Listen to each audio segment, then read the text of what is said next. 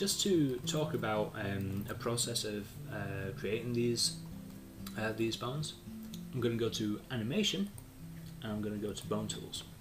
So I'm going to click on Create Bones, and I'm going to go 1, and I'm going to go 2, boom, and then I'm going to right mouse button to end that. Oops. So what I have here is just a simple forward chain of 1, 2. So what I'm going to do is I'm going to duplicate that,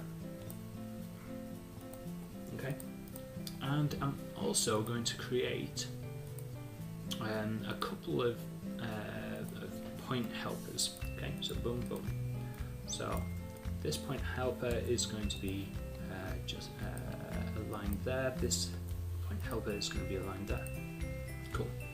So what I want is I want for this point helper to basically stretch all of this bone. So what I'm going to do is I'm going to grab hold of this, and I'm going to go to Animation, I'm going to go Constraint, I'm going to go Position Constraint, then I'm going to select the helper that I've created. So as you can see now, whoa, this little nubbit up at the top is following the helper, and this has got some weird stuff going on. Okay, so it's not actually following it, it's not kind of pointing to it in certain ways, but it is squashing and stretching as we kind of want. So then what I'm going to need to do is grab the actual bone, and then I'm going to go Animation, I'm going to go Constraint, and I'm going to go Look at Constraint, and I'm going to select our little thing there. Now, as you can see, it snapped into position. I can move this around, and boom, lovely, lovely, lovely, that's all good. I'm going to do the same with the other one, so I'm going to grab this, and I'm going to go Animation, I'm going to go Constraints, there it is, Position, and I'm going to click that one, I'm going to go good, Constrain, and I'm going to go Look at the control. So now, this one's got the stretch, this one's got the stretch. If I grabbed hold of both of these and move these roughly into position here, this is now where I'm wanting to create an actual chain. Okay, so let's say this is the chain that I'm after. I'm going to take this bone, and I'm going to make sure that it's positioned to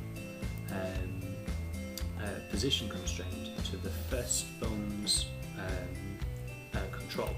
So now I can move this around, and everything kind of stays in the correct sort of position that I'm after. Okay, so now what I want to do is I want to create a second bone structure. This is going to be double the length, so it's going to be from here all the way up to here.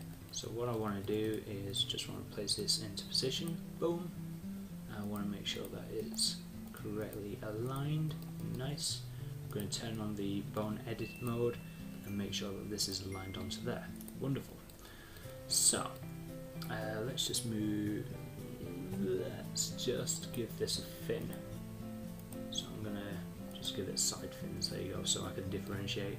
Then I'm going to click page up to select the one before, and then I've got that other, there you go. So now what I'm going to do is I'm going to link these two controls that I've got onto that actual bone. So say this is my forearm, I can move it around like that from here to here. Now I should have an adjustment in the middle so that I can bend that a little bit just to make the silhouette a little bit more appealing. So if I grab this and I move this up, there you go, wonderful, that's all cool and nice. And then I grab this and I can do any form of adjustment that I want. Beautiful.